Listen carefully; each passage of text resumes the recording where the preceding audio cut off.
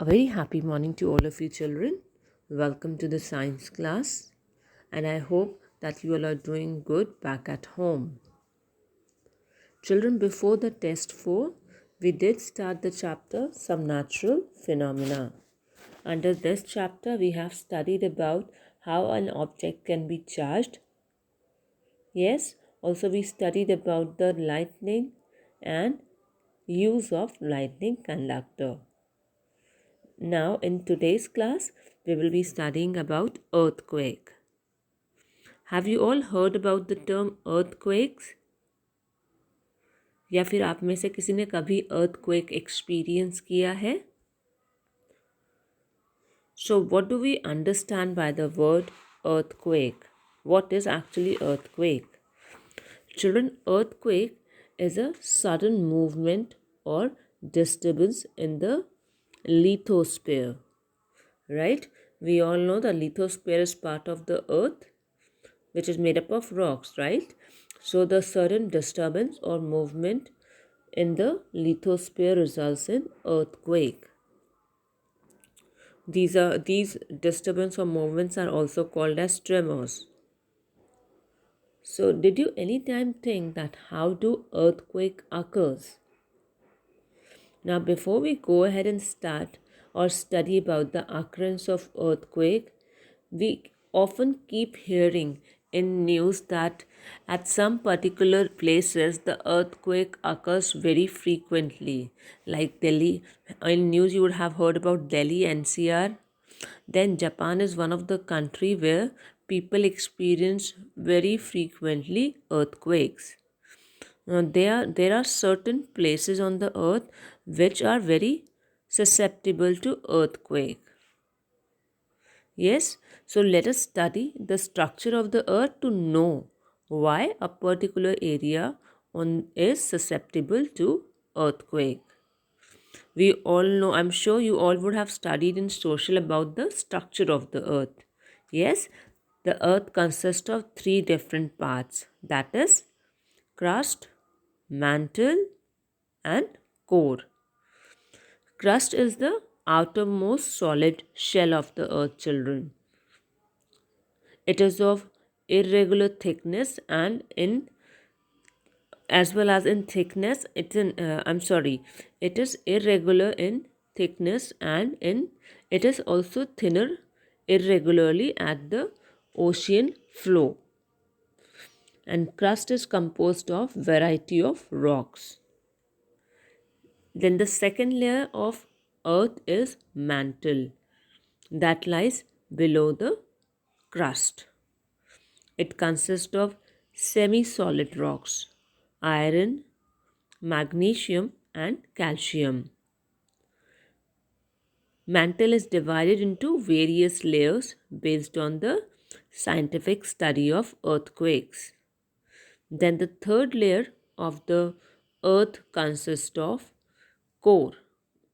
It is the innermost part of the earth and it is further divided into two sections, that is outer core and inner core. The outer core contains iron and nickel in molten state. Molten state matlab in the liquid state, पिघले हुए form में.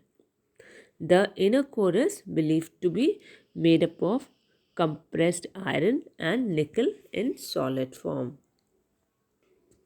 Now here in the structure of the earth, children, the crust and the upper layer of the mantle together form the lithosphere.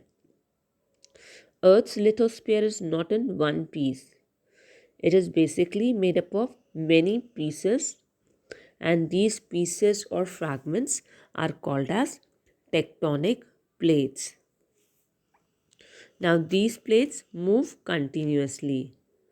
When they brush past one another or when they collide with each other, that results in disturbance in the earth's crust. And this movement of plates results in earthquakes, volcanic eruptions, and tsunami. Now, I'm sure there must be a question in your mind that when the tectonic plates are moving continuously, then why don't we feel the tremors all the time? Correct? Now, children, the movement of the tectonic plates is very slow. That's the reason we are not able to feel it, and that's why we don't feel the tremors.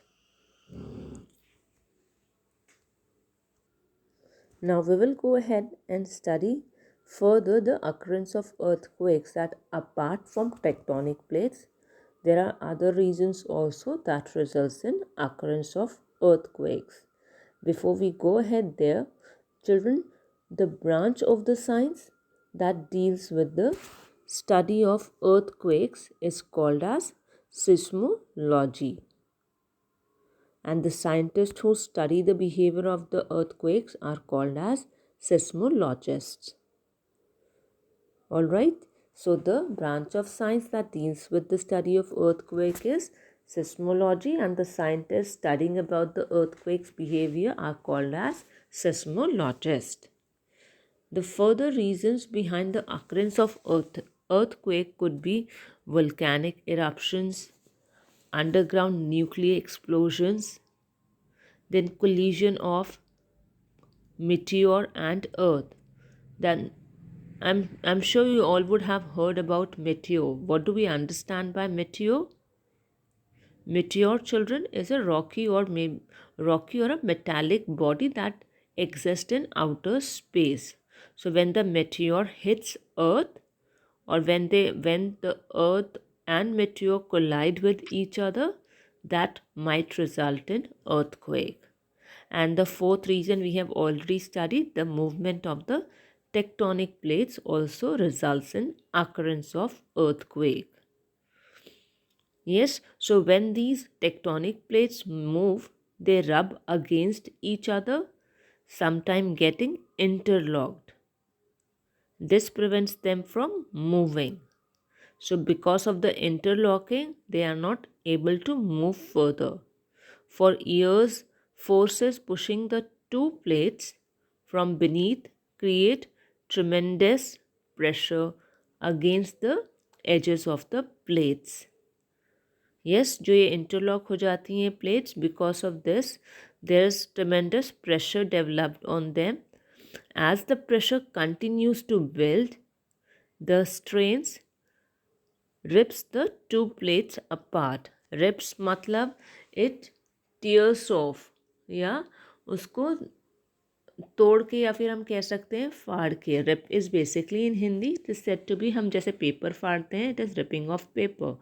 या so similarly the pressure that is build on the tectonic plates, it rips the two plates apart.